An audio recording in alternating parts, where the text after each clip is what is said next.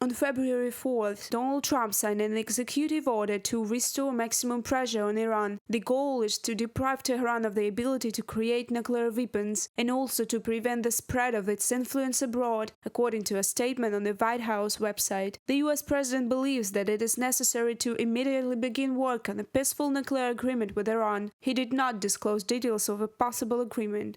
Iran cannot have a nuclear weapon.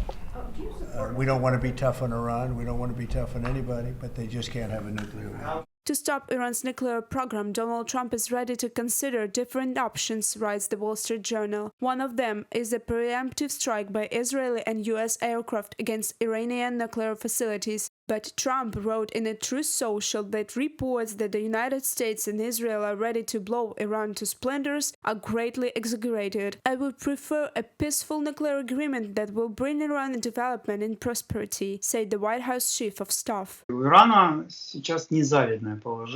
Iran is in an unenviable position now, with serious energy and economic problems, sanctions pressure, loss of influence in Syria, and the defeat of Hezbollah and Hamas in the conflict with Israel. The weakening of these proxy formations was a significant blow to the infrastructure of the Houthis back in the Biden administration. If Iran risks declaring its completion of getting a nuclear bomb, I think the U.S. will take an unequivocally sharp response with Israel and strike Iran's nuclear facilities. Previously, Tehran stated that any negotiations are possible if only sanctions are lifted and Iran's interests are respected. Minister of Foreign Affairs of Iran, Abbas Araghchi, called Donald Trump's policy of maximum pressure a failed experiment and warned that an attempt to repeat it would end in another failure. He once again assured that Iran is not seeking to develop nuclear weapons.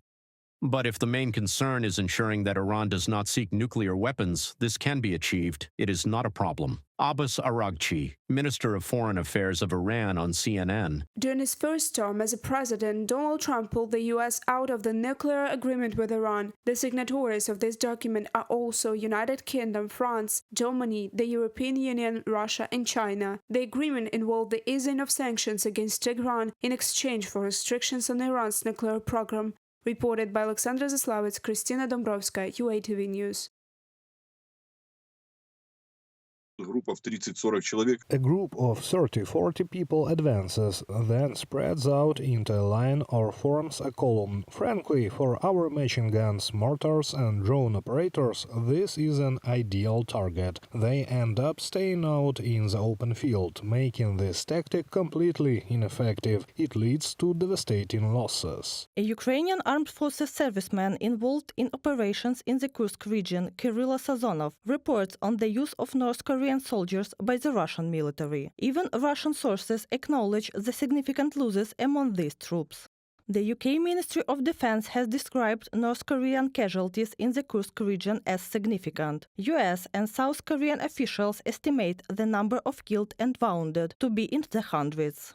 A couple hundred North Korean troops fighting alongside Russian forces against Ukraine have been killed or wounded during battle in the Kursk border region. The North Korean forces don't appear to be battle-hardened, which contributes to the number of casualties they've had. Senior US military official in an anonymous comment to the Associated Press. According to Ukraine's Center for Countering Disinformation, Russian commanders treat North Korean soldiers with the same disregard as their own troops, using them in so-called mid-assaults while attempting to conceal the scale of losses. Ukrainian President Volodymyr Zelensky revealed that Russian forces have been burning the faces of deceased North Korean soldiers to hinder identification. He also stated that more than 12,000 North Korean soldiers have been deployed to Russia, with Pyongyang also supplying equipment and weaponry.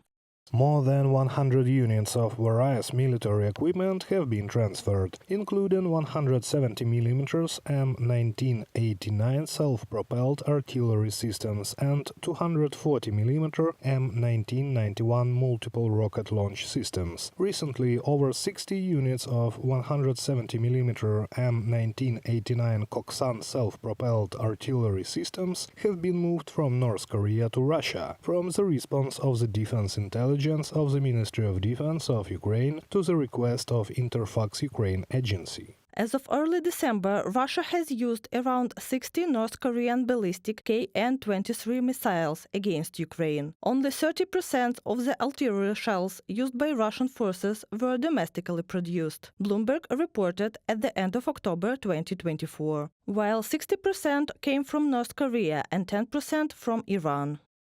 We assess North Korea has now sent Russia more than 20,000 shipping containers of munitions to date, containing at least 6 million heavy artillery rounds along with well over 100 ballistic missiles. Linda Thomas-Greenfield, U.S. representative to the United Nations at a UN Security Council briefing. Military technical cooperation between Russia and Iran destabilized not only Ukraine, but also the Middle East. The Ukrainian Foreign Ministry declared after an escalation in the Syrian conflict.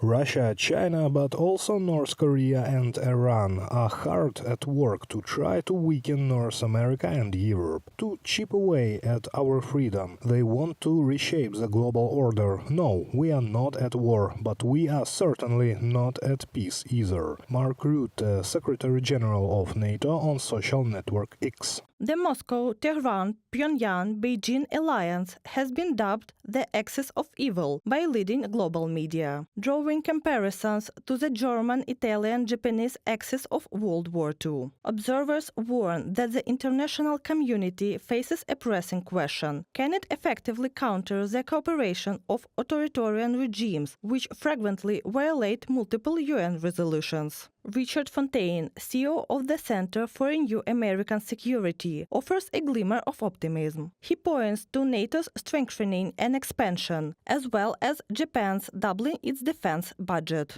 However, he insists that the North Atlantic Alliance must accelerate its efforts to meet these growing threats. Reported by Bastun Katerina Valeria Nikipelova, UATV News.